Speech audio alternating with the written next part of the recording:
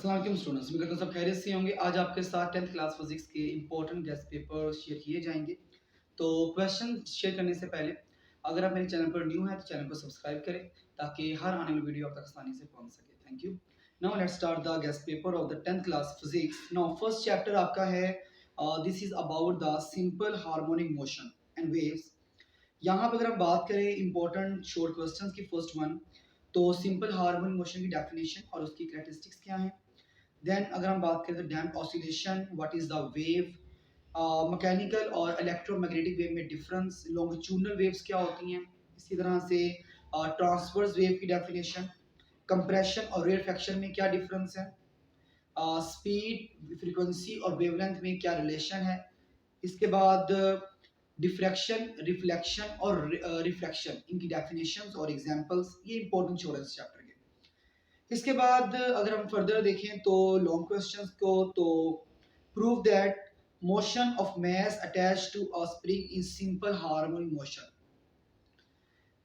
जो आपका first topic है इस चैप्टर का, mass attached to a spring is the most important long question. इसके बाद टाइप्स ऑफ मैकेनिकल वेव्स हैं, देन रिपल टैंक है। तो ये थ्री क्वेश्चंस चैप्टर के जो मोस्ट इंपॉर्टेंट लॉन्ग हैं। इसके बाद हम बात करते हैं न्यूमेरिकल प्रॉब्लम्स की, तो उसमें न्यूमेरिकल नंबर 3, 4 और 5, this one is most important. ये आपका फर्स्ट चैप्टर था।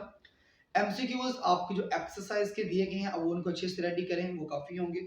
इसके अलावा क्या नाम है, आप चैप्टर को तो याद करेंगे जो कि आपको बताया गया, तो यहाँ से भी अगर देखा जाए तो मोस्टली मेजरली आपका जो एमसीक्यूज का पोर्शन वाइंड अप हो जाएगा। फिर है second chapter is about sound. यहाँ पर साउंड की डेफिनेशन, उसके बाद quality of sound, longitudinal sorry loudness of sound, then what is mean by the ultrasound, सोनार क्या होता है, इसी तरह से speed of sound, intensity of sound है, फ्रीक्वेंसी और पिच में क्या रिलेशन है। इसके बाद अगर फर्दर डिस्कस करें तो what is a tuning fork, reflection of sound and audible frequency क्या होती है। This one is about the some important short question this chapter. इसी के बाद अगर हम देखें यहाँ पे लॉन्ग क्वेश्चंस के लिए, तो एक ही लॉन्ग क्वेश्चन मोस्ट इंपॉर्टेंट है, वो है इंटेंसिटी ऑफ साउंड का, ठीक है। और इसके बाद अगर न्यूमेरिकल प्रॉब्लम्स को देखें तो उसमें न्यूमेरिकल नंबर 2, 3, 4, 5 और 9, this one is most important.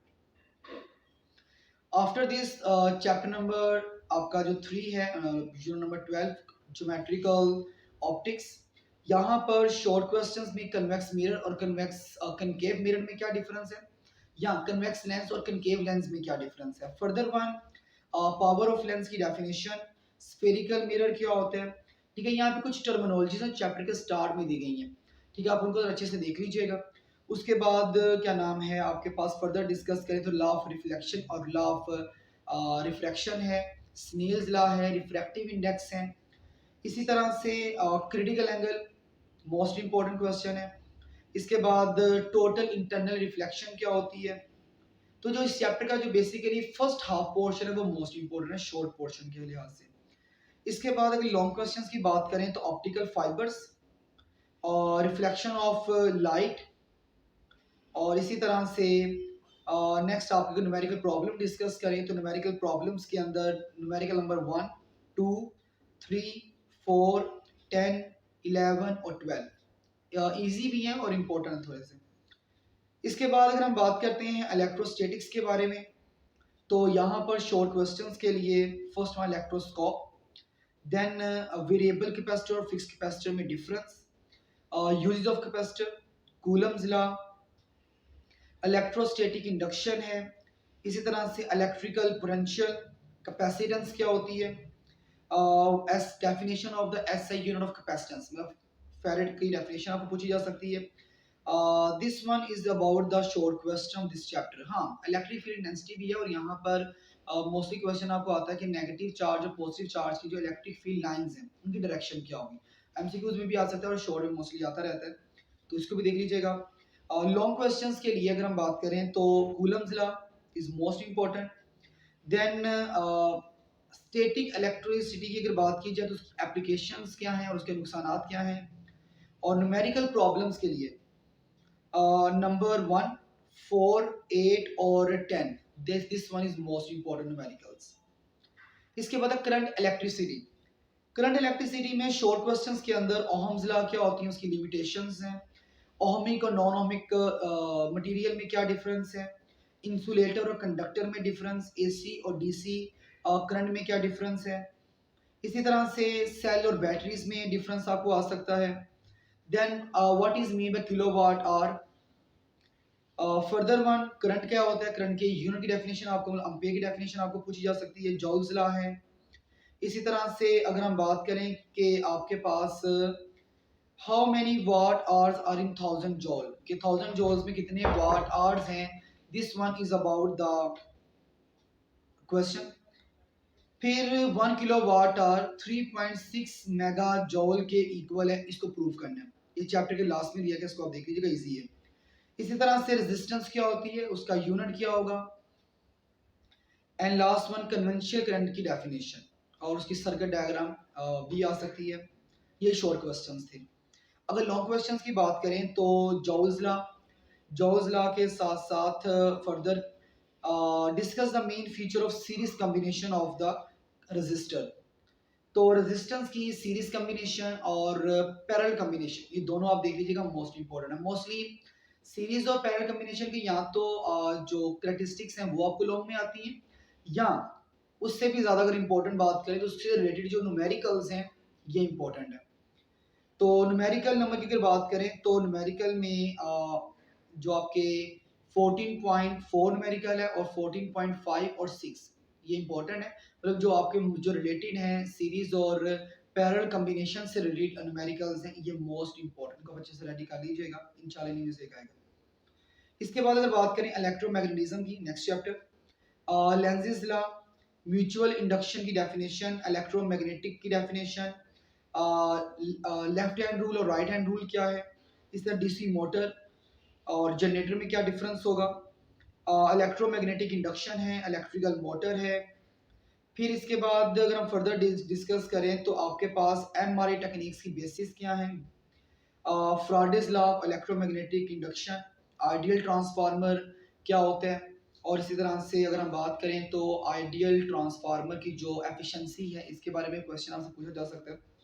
Long questions के लिए जो इलेक्ट्रिकल मोटर है या ट्रांसफार्मर है, this one is most important. इस चैप्टर में भी ज़्यादा न्यूमेरिकली बोर्ड में आते हैं, न्यूमेरिकल्स के लिए जो न्यूमेरिकल नंबर 1, 2, 3 है, this one is most important. इसके बाद नेक्स्ट चैप्टर आपका आता है, this is a basic electronics.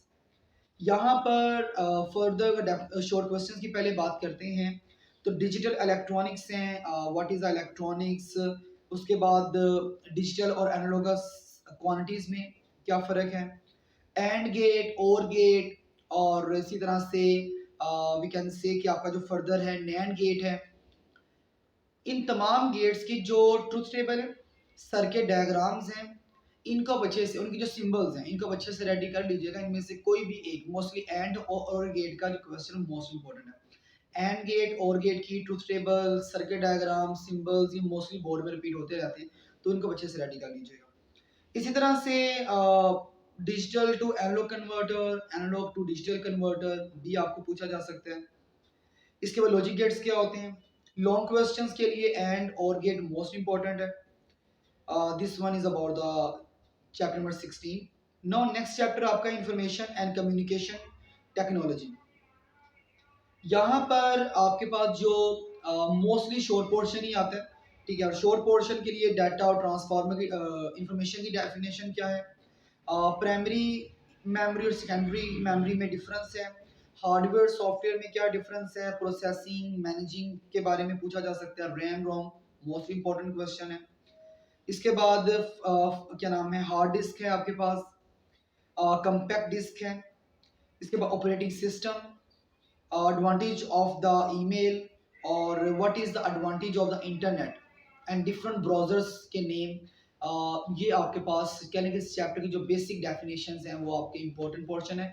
Mostly इस चैप्टर की डेफिनेशंस ही आपको बोर्ड में पूछी जाती हैं। इसके बाद हम लास्ट चैप्टर की बात करें, एटॉमिक एंड न्यूक्लियर फिजिक्स। इसमें शॉर्ट क्वेश्चन की बात की जाए तो न्यूट्रॉन नंबर, देन आइसोटोप्स क्या होते हैं, रेडियो एक्टिविटी क्या होती है, नेचुरल और आर्टिफिशियल रेडियो एक्टिविटी में क्या डिफरेंस है, what is the common hazards, मतलब क्या इसके आम नुकसानात हैं रेडियो एक्टिविटी के, रेडिएशंस के, यहाँ पे ये पूछे जा सकते हैं आपसे। बीटा रेडिएशंस हैं, गैमा हैं, अल्फा रेडिएशंस की क्या कैरेक्टरिस्टिक्स हैं, खसूसियात हैं, इसका सवाल आपसे पूछा जा सकता है। इसके बाद रेडियो एक्टिव आइसोटोप्स क्या होते हैं, हाफ लाइफ की डेफिनेशन, उसका फार्मूला। अच्छा, हाफ लाइफ से रिलेटेड जो क्वेश्चन है जैसे न्यूमेरिकल्स होंगे या शॉर्ट क्वेश्चन है, इंपॉर्टेंट पोर्शन है, एमसीक्यूज भी आपको आ सकते हैं, जैसे कार्बन की हाफ लाइफ, यूरेनियम की हाफ लाइफ है, ये मोस्टली एमसीक्यूज में आती हैं। इसके बाद nuclear fusion, nuclear fission reactions क्या होते हैं, इनके क्या एडवांटेज हैं, बैकग्राउंड रेडिएशंस, कॉस्मिक रेडिएशंस क्या होती हैं, इनमें डिफरेंस आपको पूछा जा सकता है। इसके बाद अगर बात करें लॉन्ग क्वेश्चंस की, तो half life is the most important long question. इसके बाद रेडियो आइसोटोप्स क्या होते हैं, उनका मेडिसिन फील्ड में क्या एडवांटेज है, इसका क्वेश्चन आपसे पूछा जा सकता है। लेकिन यहाँ से मोस्टली न्यूमेरिकल ही बोर्ड में आता है। न्यूमेरिकल के लिए अगर हम बात करें तो न्यूमेरिकल नंबर 1, 2, 3, 5, 8 और 9, these are the most important. तो आप इन को अच्छे से रेडी कर सकते हैं, शॉर्ट क्वेश्चंस को, और लोगों को बताया गया न्यूमेरिकल्स भी। एमसीक्यूज मैं फिर रिपीट कर देता हूँ कि एमसीक्यूज आप चैप्टर के लास्ट में जो एक्सरसाइज के दिए गए हैं एमसीक्यूज उनको रेडी करें, इंशाल्लाह आपके मोस्टली एमसीक्यूज वहीं से क्लियर हो जाएंगे। इसके अलावा जो बच्चे अच्छे से चैप्टर्स को भी रेडी करेंगे, जाहिर सी बात है बाकी एमसीक्यूज आप वहां से जो एक या दो आप पाएंगे वहां से क्लियर हो जाएंगे आपके। इसके अलावा अगर बात करें 10th क्लास के स्कीम पेपर के हवाले से कि इसका क्या स्कीम होगी, मतलब कहाँ से कितने शॉर्ट आएंगे, कितने लॉन्ग आएंगे, किस चैप्टर से न्यूमेरिकल आएगा, किस चैप्टर से कितने एमसीक्यूज आएंगे, ये नेक्स्ट वीडियो में अपलोड करूंगा और उसका लिंक इस वीडियो में मैं डिस्क्रिप्शन में दे दूंगा, आप उसको देख सकते हैं ताकि आपको प्रिपरेशन करने में ज़्यादा आसानी हो। बाकी भी किसी भी क्लास, किसी भी सब्जेक्ट से रिलेटेड अगर आपको गेस्ट पेपर, स्कीम पेपर या किसी भी तरह की हेल्प चाहिए हो तो आप हमारे चैनल से लिंक कर सकते हैं। Thank you.